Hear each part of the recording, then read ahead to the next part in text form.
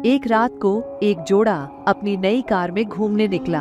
वे एक सुनसान सड़क पर चल रहे थे जब उन्हें एक आवाज सुनाई दी। कार के टायर ने कुछ ठोकर खाई थी। कार को रोका, कार से बाहर निकले और देखा कि उनका एक टायर पंचर हो गया था। वे टायर बदलने के लिए जैक और स्पैनर ढूंढने लगे, लेकिन उन्हें कुछ नहीं मिला।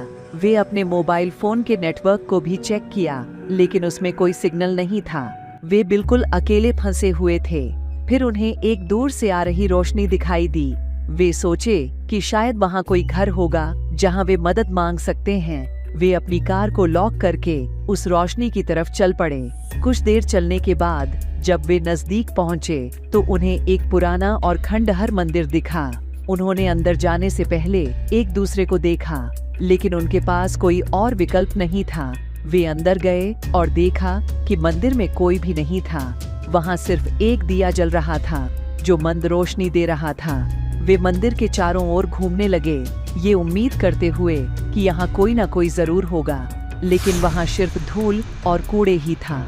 वे डरने लगे और वापस जाने का फैसला किया, लेकिन जब वे बाहर निकलने के लिए दरवाजे की तरफ गए तो उन्हें एक भयानक चीख सुनाई दी।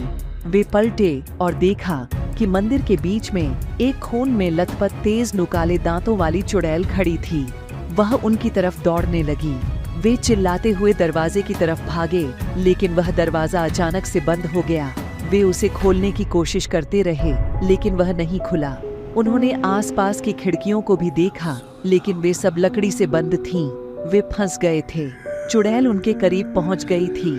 वह उनके कानों में चिल्लाई, तुम्हें कोई नहीं बचा सकता, मैं तुम्हारा खून पीने वाली हूँ। वे उससे दूर हटने की कोशिश करते रहे, लेकिन चुड़ैल ने उन्हें पकड़ लिया। चुड़ैल ने उनके गले पर अपने नुकीले दांत से हमला कर दिया। वे चीखते और तड़पते रहे, लेकिन कोई उनकी मदद नहीं कर सका। वहाँ सिर्फ उनकी चीखें और चुड़ैल की हंसी गूंजती रही, और आखिरी में उन दोनों की खूनी दर्दनाक मौत हो गई। यह थी उनकी आखिरी रात। कहानी यहाँ पर समाप्त होती है। आपको कहानी कैसी लगी कमेंट में ज़रूर बताएं। चैनल को सब्सक्राइब करके घंटी बजाना ना भूलें। हम मिलते हैं आपसे नई कहानी में।